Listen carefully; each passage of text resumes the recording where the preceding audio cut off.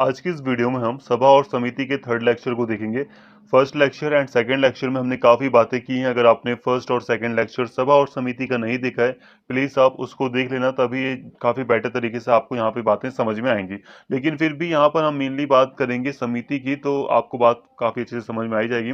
तो सभा और समिति को फर्स्ट लेक्चर में हमने समझा था, फिर सेकंड लेक्चर में हमने सभा को काफ़ी डिटेल में कवर किया और थर्ड लेक्चर में हम समिति को काफ़ी डिटेल में कवर करेंगे। तो प्लीज़ वीडियो में एंड तक बने रहें। अगर आप वीडियो को पूरा देखेंगे तभी सारी बातें आपको समझ में आएंगी।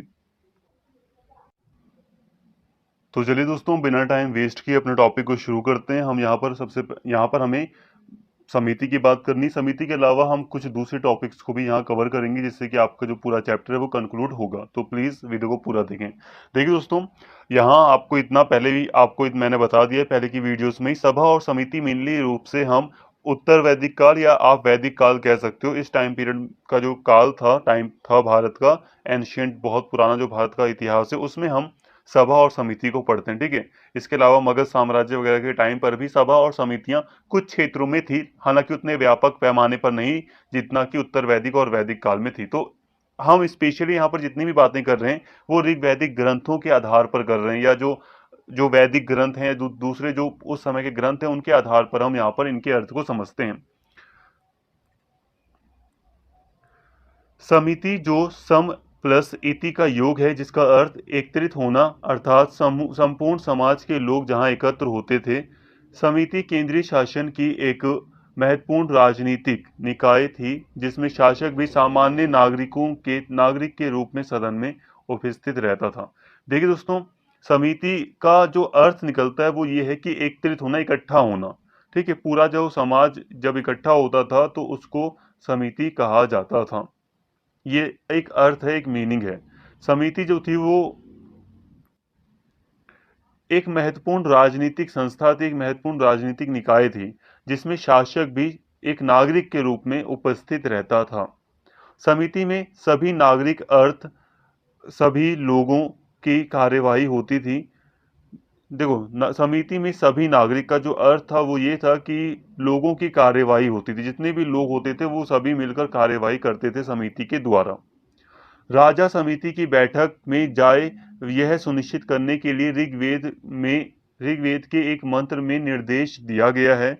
समिति का राजा अथवा शासक पूर्ण नियंत्रण होता था।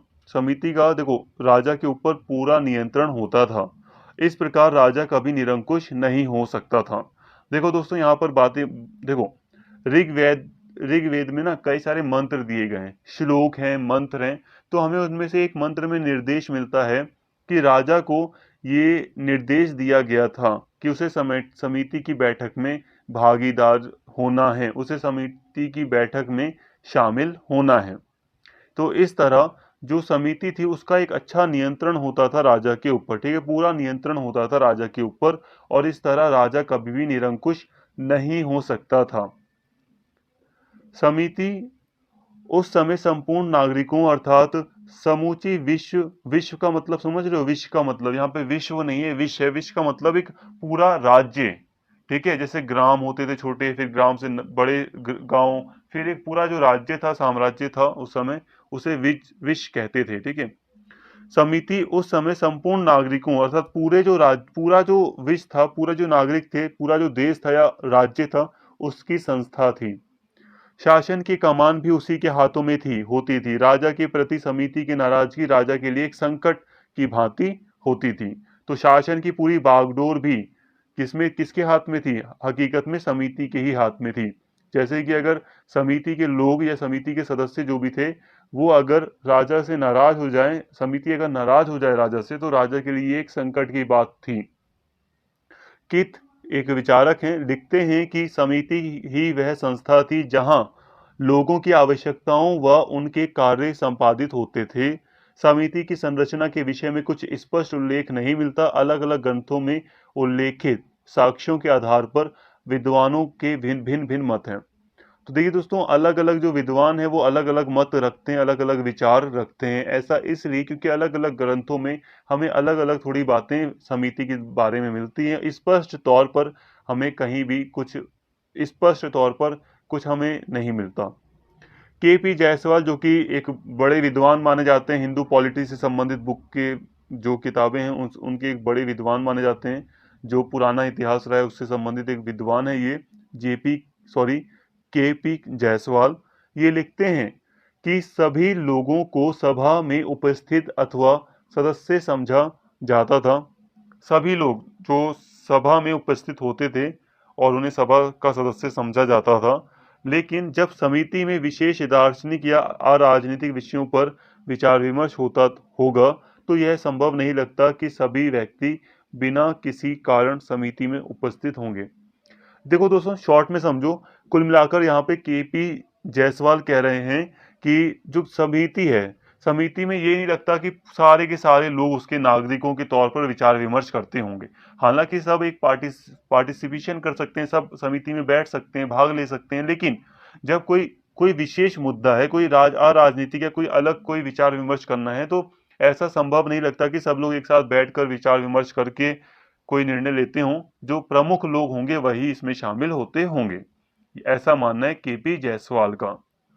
अल्तेकर हैं, ये भी विचारक हैं, पुराने विचारक हैं ये काफी। अल्तेकर ने इस विषय पर लिखा है कि समिति के गठन व संरचना के विषय में हम कुछ नहीं कह सकते। समिति एक सरकारी संस्था थी अथवा गैर सरकारी संस्था, या निर्वाचित थी अथवा मनोनीत। यदि निर्वाचित थी तो उसका आधार क्या था? निर्वाचित वर्ग विशेष के लिए था या सर्वसाधारण के लिए निर्वाचित सदस्य का कार्यकाल कुछ वर्षों के लिए था या आजीवन?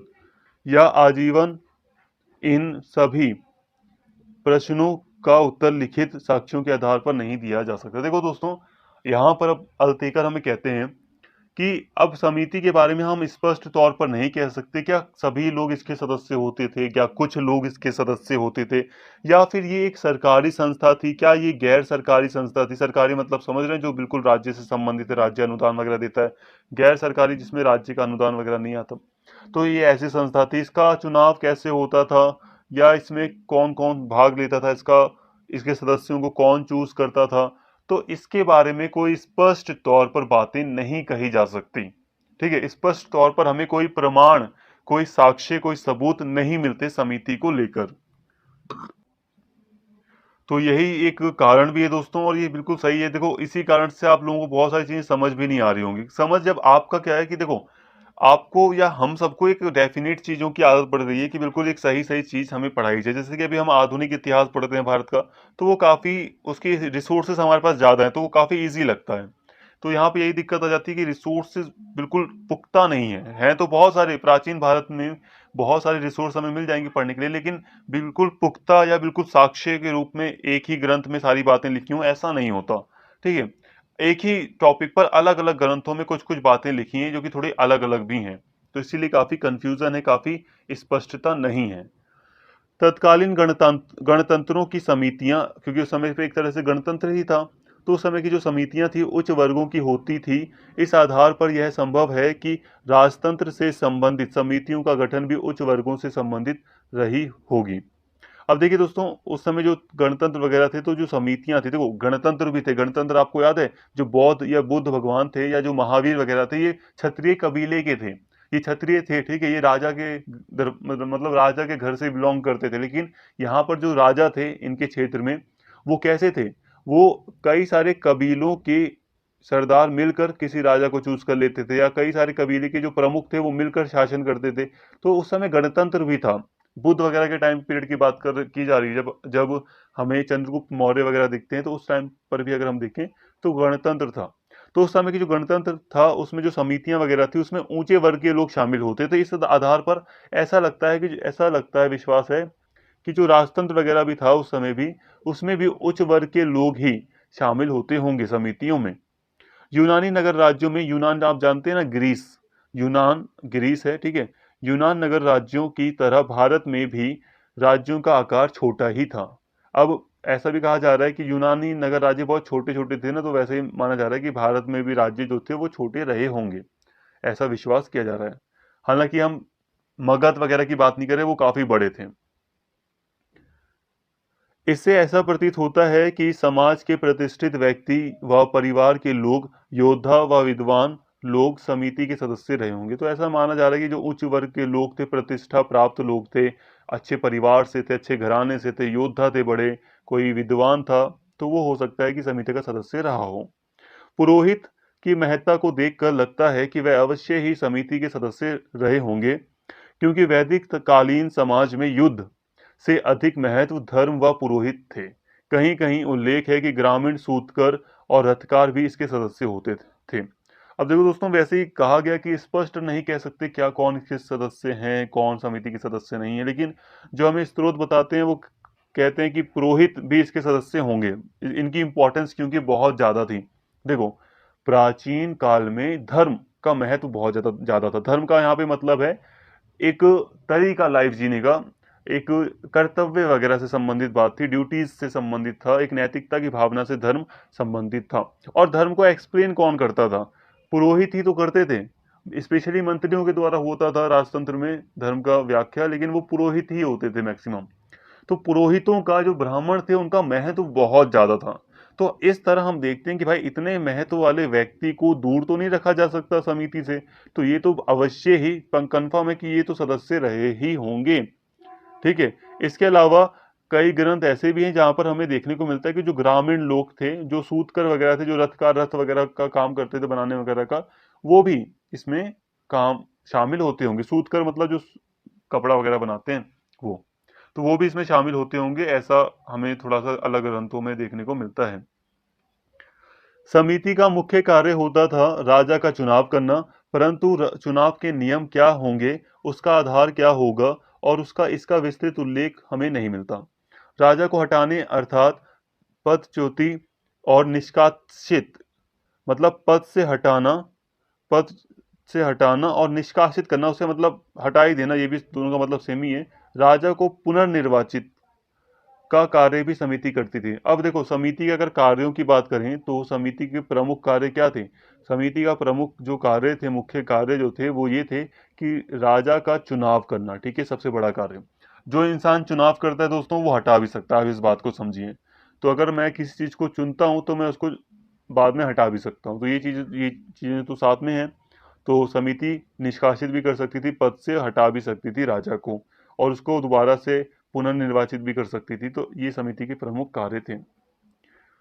राजनीति और शासन संबंधी प्रश्नों पर करना, वाद विवाद व सामूहिक मुद्दों पर विचार विमर्श भी समिति में होता था। इस प्रकार वर्तमान संसद की जो भूमिका है, उसके अधिकतर कार्य उस समय समिति के द्वारा किए जाते थे। देखो दोस्तों, समिति और शासन संबंधी जो प्रश्न था, उस पर जो विचार विमर्श होता था, जो वाद विवाद होता था, जो भी उस समय मुद्दे रहे होंगे, सामूहिक मुद्दे वगैरह, उस पर विचार विमर्श समिति में ही होता था। ठीक है, जो प्रमुख बातें थी वो समिति में होती थी। इस प्रकार वर्तमान संसद की जो भूमिका है, संसद जो भूमिका निभाती है, उसके अधिकतर कार्य जो है वो समिति के द्वारा किए जाते थे। ठीक है, हमने सभा को पढ़ा, लेकिन सभा में हमने इतने कार्य नहीं देखे जितने इसमें हमने देखा। हालांकि सभा को भी जब हम समझते हैं तो हम उसको भी काफी इंपॉर्टेंस देते हैं, उसको भी हम समिति से ही थोड़ा सा, समिति का जो अर्थ है उसको भी हम सभा में ही कनेक्ट कर लेते हैं, लेकिन फिर भी समिति का ज्यादा महत्व रहा था। समिति में प्रत्येक सदस्य को बोलने की स्वतंत्रता होती थी, वह अपना विचार व्यक्त कर सकता था। ऋग्वेद में उल्लेखित है, ऋग्वेद में लिखा है, मैं तुम्हारा विचार, मैं तुम्हारी समिति दोनों को स्वीकार करता हूं। मतलब ये कि विपक्ष में जो भी बोलने वाला व्यक्ति है उसको सम्मान देना। मैं तुम्हारा विचार स्वीकार कर रहा हूं, ऋग्वेद में ऐसा लिखा है, तो मतलब क्या है कि दूसरे के विचारों को भी सम्मान दिया जा रहा था। और हम देखते भी हैं, जब वो मनुस्मृति वगैरह थी ना, तो उसका क्रिटिक जो मनुस्मृति, जो मनु थे, तो मनु को काफी सम्मान मिला है हमारे धर्म ग्रंथों वगैरह में। लेकिन जो शुक्र वगैरह थे, उन्होंने मनु का साफ तौर पर विरोध भी किया है काफी। तो इससे हमें पता चलता है कि जो एंशियंट इंडिया था, वहां पर विरोध करना भी एक लीगल लेजिटिमेसी थी। विरोध भी किया जा सकता था, ये नहीं था कि कोई इंसान सर्वगुण संपन्न है तो वो भगवान है, ऐसा नहीं है। ठीक है, उसका विरोध भी होता था। यह संभव है कि समिति धार्मिक, राजनीतिक और सामाजिक कार्य समान रूप से करती होगी। वाद विवाद व विचार विमर्श के द्वारा समिति के सदस्य अन्य सदस्यों को अपने तर्कों द्वारा अपने पक्ष में करना चाहते थे। तो देखिए दोस्तों, सिंपल है कि वाद विवाद वगैरह होता था, काफी बहस वगैरह होती थी समिति के अंदर, लेकिन फिर भी जो समिति के सदस्य थे, विचार विमर्श करते थे, डिबेट वगैरह करते थे, और ज्यादातर सदस्यों को अपने पक्ष में जो कोई भी व्यक्ति लाने की कोशिश करता था। ये कॉमन चीजें आपको समझ में आ रही होंगी। अथर्ववेद में, अब चारों वेदों में से एक वेद है अथर्ववेद, तो अथर्ववेद में लिखा गया है कि समिति में जो सदस्य उपस्थित होते हैं, मैं उनके ज्ञान, प्रतिभा और तेज, यानी कि एक तरह से जो दिमाग है, जो तेजी है दिमाग की, उसको ग्रहण करता हूं। हे देवेंद्र, मुझे इस विराट सदन का नेता बनाओ। यदि तुम्हारा मन किसी अन्य की ओर चला गया हो, किसी मुद्दे या बात पर बदल गया हो, मैं उस मन को वहां से बदलना चाहता हूं, जिससे वह मन मेरे पक्ष या और मेरे अनुकूल हो जाए। मतलब जैसे जैसे दोस्तों, आज हम संसद में नहीं देखते कि एक व्यक्ति है, कोई एक नेता है एक पार्टी का, मान लो कांग्रेस पार्टी ले लो या कोई बीजेपी का है, तो क्या होगा कि एक नेता अपने पक्ष में लोगों को लाने की कोशिश करता है। वो एक सरकार के प्रति एक मान लो, आज हम कांग्रेस को देख लेते हैं। अब सरकार की कुछ नीतियों को लेकर कांग्रेस ने विरोध करना शुरू किया। अब विरोध को लेकर सरकार ने एक मुद्दा रखा, मतलब इसने, कांग्रेस पार्टी ने एक मुद्दा रखा संसद में कि सरकार इस मामले पर चुप है, चीन के साथ जो तनाव है उसके मामले पर सरकार चुप चुप बैठी हुई है, कुछ बता नहीं रही हमें। ऐसा मान लो कांग्रेस पार्टी अगर संसद में कहती है, तो क्या कहेगी कांग्रेस पार्टी कि सब ज्यादा से ज्यादा लोग मेरे समर्थन में आओ, और ज्यादा से ज्यादा लोग उसके समर्थन में आने की कोशिश करेंगे, मतलब उसका पक्ष लेंगे। विपक्ष में एक मजबूत पार्टी है। तो यहां पर भी हमें दिखाई देता है, सॉरी, यहां पर हमें दिखाई देता है, अथर्ववेद में लिखा है कि जो लोग थे समिति वगैरह के, वो ऐसी बातें करते हैं जिसमें वो बोलते हैं कि आप मेरे पक्ष में आओ, अपने पक्ष में लाने की कोशिश करते हैं। एक श्लोक लिखा है पूरा का पूरा इस पर, जो आपको यहाँ देख सकते हो कि हे जो लोग हैं वो मेरे पक्ष में आ जाओ, ऐसा साफ साफ तौर पर यहाँ पर श्लोक लिखा है। यहाँ पे मन को लेकर बात की गई है कि मैं उस मन को बदलना चाहता हूँ जो मेरे विरुद्ध है, मैं उसे पक्ष में लाना चाहता हूँ। राजा के कर्तव्य व कार्य के विषय में अथर्ववेद में लिखा है कि ब्राह्मण की संपत्ति को छीनने वाले राजा का सहयोग समिति को नहीं करना चाहिए।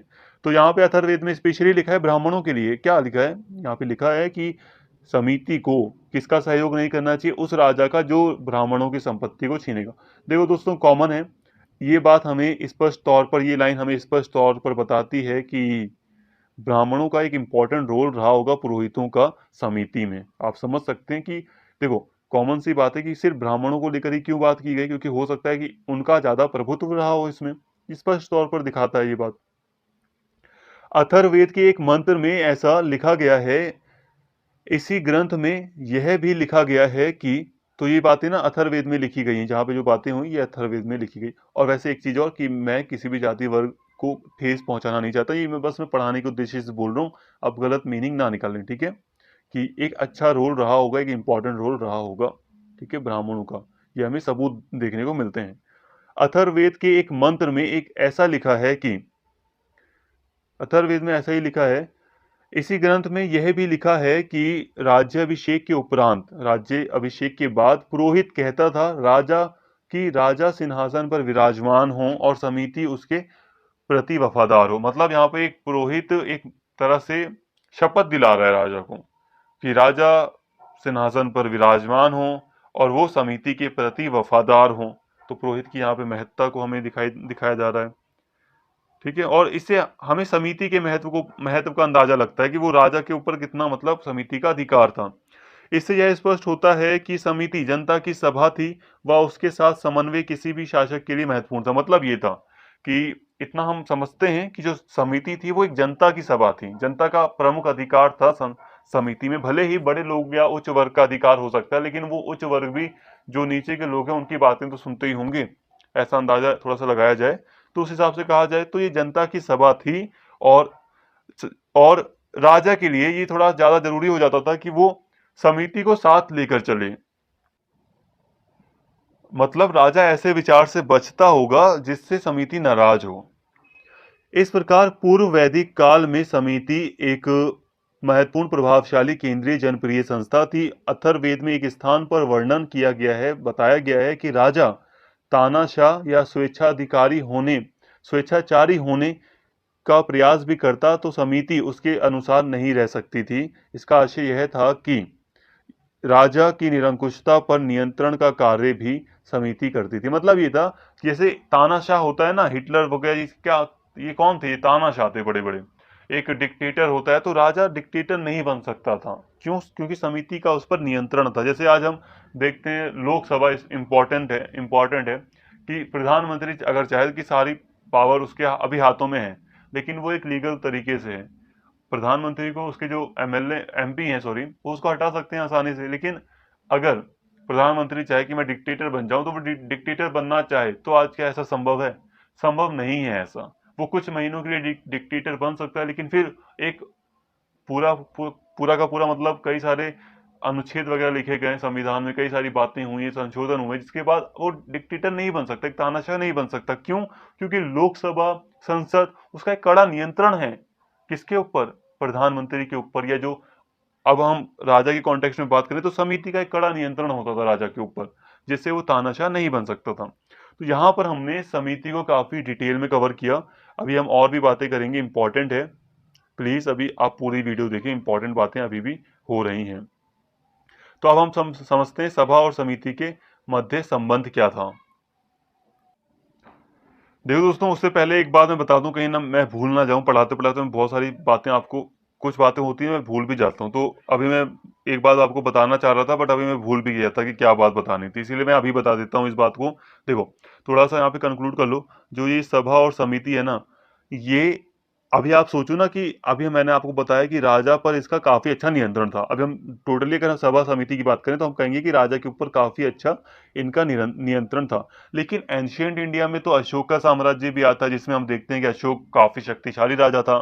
चंद्रगुप्त मौर्य का भी शासन हम देखते हैं। इसके अलावा बिंदुसार हो गए, जो कि बिंदुसार हो गए, या बिंबिसार, या दूसरे जो शासक थे, महापद्म नंद जो शासक थे, जो अशोक से भी पहले के शासक थे, चंद्रगुप्त से भी पहले के जो शासक थे, अगर हम उनकी बात करें तो एंशियंट इंडिया में तो ये प्रमुख रहे हैं। लेकिन भाई ये तो ऐसे राजा थे जो सब कुछ थे। ये इन्होंने कई सारी चीजें नैतिक भी की, अनैतिक भी की, इनको कोई किसी ने नहीं रोका, कोई रोक ही नहीं पाया इनको। तो आखिर क्या कारण था? देखो, सभा, मैं बार बार कह रहा हूं, सभा और समिति का जो मेनली रोल है ना, वो वैदिक काल में है। वैदिक काल में क्या होता है, पहली वीडियो में भी मैंने समझाया कि वैदिक काल में जो था, राजा इतना ज्यादा शक्तिशाली नहीं होता था, तो सभा और समिति का उस पर नियंत्रण था। लेकिन जैसे जैसे टाइम बीतता गया, जैसे जैसे टाइम बीतता गया, साम्राज्य बड़े होते गए, बड़े बड़े राज्य स्थापित होते गए, और राजा की इंपॉर्टेंस बढ़ती गई। पहले चुनाव हो रहा था राजा का, लेकिन अब धीरे धीरे वंशानुगत हो गया राजा। राजा का बेटा राजा बनने लगा, उसका बेटा फिर राजा, राजकुमार राजा, मतलब क्या था, एक वंश चलने लगा, एक परिवार के ही लोग राजा बनने लगे।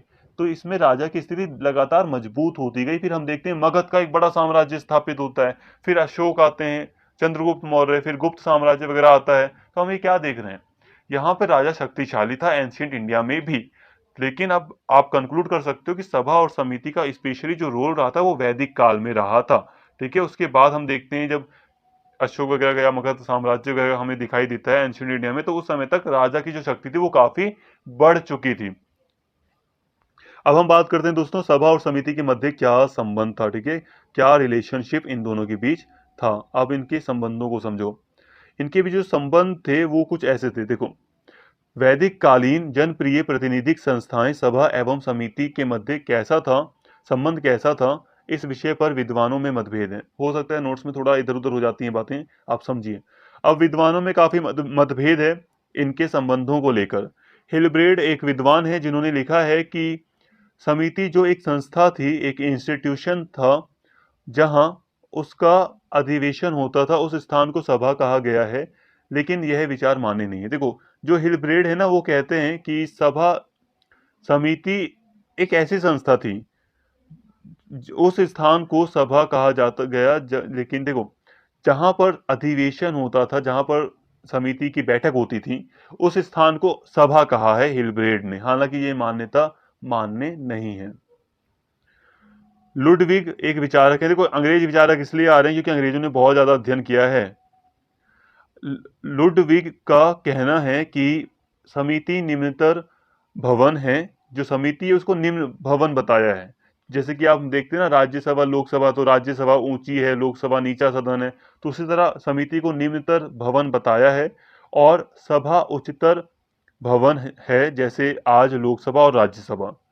जो जीमर हैं ये भी एक विचारक है, इन्होंने सभा को स्थानीय अथवा ग्राम संस्था कहा है और समिति को केंद्रीय निकाय के रूप में वर्णित किया। इन्होंने कहा जो सभा है वो छोटे लेवल की है, जो मतलब छोटे लेवल का मतलब जो आम लोग जिसमें स्पेशली शामिल होते थे, आम जनता, स्थानीय जनता, ग्राम संस्था थी ये एक, और जो समिति है वो केंद्रीय निकाय था, मतलब स्पेशली शासन से संबंधित थी समिति।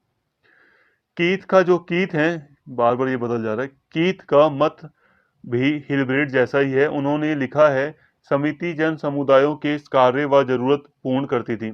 जो समिति थी कि वो समुदाय का जो कार्य है, जो जरूरतें उसको पूरा करने का प्रयास करती थी। और जो सभा है वो अधिवेशन का स्थान, जहां सभी सदस्य अपने अपने विचार व्यक्त कर सकते थे। अधिक देखो, इन्होंने भी हिलब्रेड की तरह कहा कि सभा वो स्थान था जहां पर समिति अपनी बैठक करती थी या इकट्ठा होकर निर्णय करती थी। अधिकतर विद्वान यह मानते हैं कि समिति सभा से ऊंची निकाय है थी। तो जितने भी विद्वान हैं दोस्तों, मैक्सिमम वो मानते हैं कि जो समिति है ना वो सभा से ऊंची निकाय है। ऊंची मतलब ज्यादा इसकी इंपॉर्टेंस है। एक बात समझो, यहाँ पे अभी आपने पढ़ा कि लुडविग ने कहा कि समिति एक निम्नतर भवन है। निम्नतर भवन का मतलब समझो, लोकसभा और राज्यसभा में लोकसभा एक निचला सदन है, नीचे का सदन है। नीचे का सदन का मतलब क्या है? कमजोर है? नहीं, शक्तिशाली है। तो यहाँ पर इनका कॉन्टेक्स्ट भी कहने का मतलब है शक्तिशाली भवन था समिति। तो आप कंफ्यूज मत होना कि ये कुछ और बात कह रहे हैं। और यहाँ पर भी डायरेक्टली कहा जा रहा है कि महत्व के हिसाब से ये एक ऊंचा सदन था। कौन था? कई सारे विद्वान मानते हैं कि जो समिति है वो एक ऊंचा सदन था, निकाय से, सॉरी, सभा से एक ऊंचा निकाय था। शासन संबंधी विषयों में उसका महत्व भी अधिक था। उपरोक्त दोनों सदन के गठन, अधिकार, स्वरूप, कार्य कुछ भी रहा हो, परंतु यह स्पष्ट है कि वैदिक काल में ये शासन प्रशासन पर प्रभाव रखती थी। समिति और सभा दोनों एक संस्था के रूप में इतने महत्वपूर्ण थे कि राजा अथवा शासन का प्रमुख इसकी सलाह को मानने से मना नहीं कर सकता था।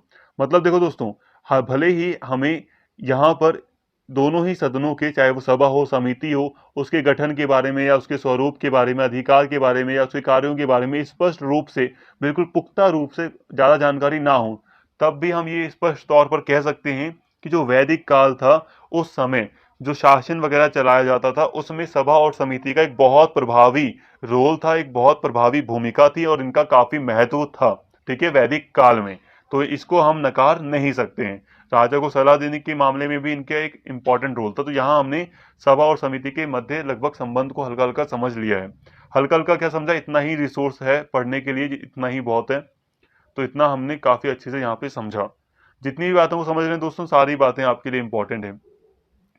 इस प्रकार लोकसभा और समिति, इस प्रकार लोग सभा और समिति को एक देवीय संस्था के रूप में देखते थे। देवीय संस्था के रूप सभा और समिति राजा की रक्षा करती थी। देखो दोस्तों, यहाँ पे सभा और समिति को थोड़ा देवीय संस्था से भी जुड़ा गया कि देवताओं के द्वारा बनाया गया कोई संस्था है या इंस्टीट्यूशन है।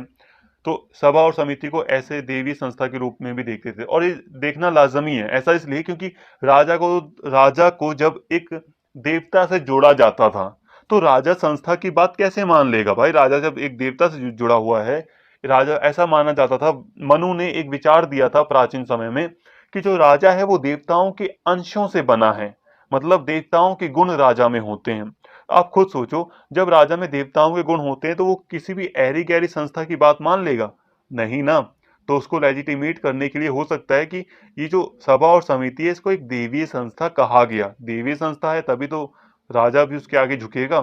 तो काफी एक इंपॉर्टेंट रोल हमें देखने को मिलता है सभा और समिति का। अब हम बात करते हैं आधुनिक जनप्रतिनिधि संस्थाओं से इसकी तुलना करके। आखिर सभा और समिति की अब हम तुलना करने जा रहे हैं आधुनिक जनप्रतिनिधि, यानी कि आज की जो संसद वगैरह हम देखते हैं, चाहे वो हमारी संसद हो या अमेरिका की कांग्रेस हो। अमेरिका में संसद को कांग्रेस कहते हैं, यूएसए में। तो चाहे कहीं की भी संसद हो, पार्लियामेंट हो, उसको अगर हम देखें आज के, तुलना करें अगर हम समिति से, स्पेशली भारत के कॉन्टेक्स्ट में करेंगे, तो सभा और समिति की कार्य प्रणाली, शक्तियां और भूमिका इत्यादि का आधुनिक लोकतांत्रिक संस्थाओं जैसे संसद, संघ, विधायिका, कार्यपालिका और न्यायपालिका व पंचायती राज संस्थाओं से तुलना करने से यह स्पष्ट है कि सभा और समिति वैदिक काल में जनप्रतिनिधि संस्था के रूप में विद्यमान थी। अब देखो दोस्तों, यहाँ पे बताया जा रहा है कि अगर हम सभा और समिति की तुलना करते हैं आज की लोकतांत्रिक संस्थानों से, आज की जो इंस्टीट्यूशंस हैं डेमोक्रेटिक, जो आज के आधुनिक इंस्टीट्यूशंस हैं, संस्थाएं हैं, जैसे कि संसद हो गई, कोई संघ है, विधायिका है, कार्यपालिका, विधायिका मतलब जो कानून वगैरह बनाती है जैसे कि संसद वगैरह, कार्यपालिका जिसमें सरकार काम करती है पूरी तरह, न्यायपालिका यानी कि जुडिशरी वगैरह। तो अगर हम इन सभी को देखें जो लोकतांत्रिक सरकार के अंग होते हैं, अगर हम उन सभी से तुलना करें सभा और समिति की, तो वैदिक काल में हम कह सकते हैं सभा और समिति जनप्रतिनिधि संस्था थी। ठीक है, एक जनता का प्रतिनिधि करने वाली ये संस्था थी। सर्वप्रथम सभा व समिति की आधुनिक संस्थाओं के साथ समानता को देखा जाए तो संसद की तरह अधिवेशन, वाद विवाद, शासन पर नियंत्रण, शासक का निर्वाचन, उसे पद से हटाया जाना, ठीक है, पद से हटाया जाना और उत्तरदायित्व के साथ नियंत्रण का कार्य सभा और समिति करती थी। देखिए दोस्तों, अगर हम देखें सबसे पहले कि तो सभा और समिति पूरी तरह राजा को कंट्रोल करती थी। अब कैसे चुनाव करना है राजा का, उसको उसके ऊपर कैसे नियंत्रण रखना है, ये चीजें सभा और समिति मुख्य रूप से करती थी। ठीक है, उसको पद से हटाया जाना, वाद विवाद वगैरह जैसे कि संसद में होता है, तो सारी चीजें उसमें कॉमन रूप से हम देखते हैं कि होती थी। जैसे कि आज हम संसद में देखते हैं ना, संसद में ही प्रधानमंत्री चुना जाता है, जिसके पास ज्यादा ज्यादा एमपी होंगे उसी को संसद में फिर जिसको बहुमत प्राप्त होगा वही प्रधानमंत्री बनता है। तो उसी तरह हम देखते हैं कि सभा और समिति में भी एक बहुमत होता था, सभी निर्णय करते थे, कई सारी चीजों को लेकर वाद विवाद करते थे, राजा या शासक के ऊपर काफी नियंत्रण रखते थे, उसका निर्वाचन भी करते थे, चुनाव भी करते थे, उसे पद से हटाया जाना, या कई सारी चीजें शामिल थी इनके कार्यों में। उपरोक्त समानताओं के बाद भी बहुत से तथ्य समान नहीं है। इसका कारण यह है कि वैदिक काल से लेकर उत्तर वैदिक काल तक शासन के स्वरूप, सभा समिति के गठन व आकार में कोई समरूपता नहीं थी। सदस्यता के आधार को लेकर भी स्पष्टता नहीं है। देखो दोस्तों, हमने इतना सारा पढ़ लिया ना, अब लास्ट का कंक्लूजन कितना ज्यादा इंपॉर्टेंट है। जैसे कि मैं आपको समझा रहा था, आपको कह रहा था कि ज्यादातर चीजें स्पष्ट नहीं है, इसीलिए हमें अलग अलग ग्रंथों में जितनी भी चीजें हम वो सारी चीजें पढ़ रहे हैं, स्पष्ट तौर पर किसी एक ग्रंथ में हमें सारी बातें नहीं मिलती। लेकिन कंक्लूजन देखते हैं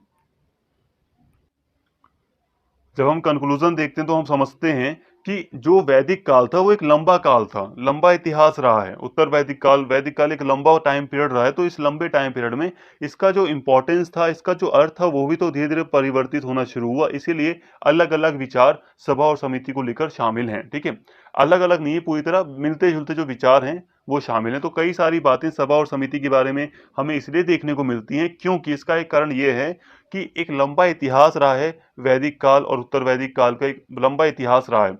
तो इस बीच सभा और समिति के अर्थ में भी थोड़ा बहुत परिवर्तन आया, इनके स्वरूप में, इनके कार्यों में भी लगातार परिवर्तन आता गया। इसलिए अलग अलग ग्रंथों में अलग अलग बातें इनसे संबंधित हमें मिलती हैं। सदस्यता के आधार को लेकर भी अभी स्पष्टता वैसे नहीं है, लेकिन फिर भी इसका कारण यही है कि लंबे समय से शासन काल में सभा और समिति के रोल वगैरह में परिवर्तन आता गया, इसीलिए इसमें हमें एक समानता नहीं देखने को मिलती। एक ऐसी समानता जो लगातार शुरू से अर्थ एंड तक हमें देखने को मिले, वैसी समान अर्थ हमें सभा और समिति को लेकर नहीं मिलते कि हर जगह एक ही जैसा अर्थ इसमें देखने को मिले, है ना। इस ग्रंथ में इसका अर्थ थोड़ा ऐसा है, इस ग्रंथ में थोड़ा इसका अर्थ ऐसा है, तो अलग अलग बातें थोड़ी देखने को मिलती हैं। सभा व समिति किन नियमों से संचालित होती थी, किन किन विषयों तक उनका अधिकार क्षेत्र था, इसका भी कोई साक्ष्य नहीं मिलता। आधुनिक विधि के शासन जैसा कोई प्रावधान नहीं था। राजा ही शासन और न्यायपालिका दोनों का प्रधान होता था। देखो दोस्तों, सभा और समिति कैसे कार्य करती थी या क्या क्या नियम होते थे कार्य करने के, यह अभी पूरी तरह स्पष्ट नहीं है। और फिर भी कहा जाए तो जो जो प्रधान था वो राजा ही होता था। ठीक है, सभा हो गई, समिति हो गई, इसका जो प्रधान था शासन और न्यायपालिका, वो न्यायपालिका का जो मुख्य था वो राजा ही होता था। हालांकि और भी सदस्य थे तो उनकी अलग अलग भूमिका थी, और समिति का जो बहुमत था वो राजा को एक चाहिए होता था, लेकिन फिर भी राजा प्रमुख होता था।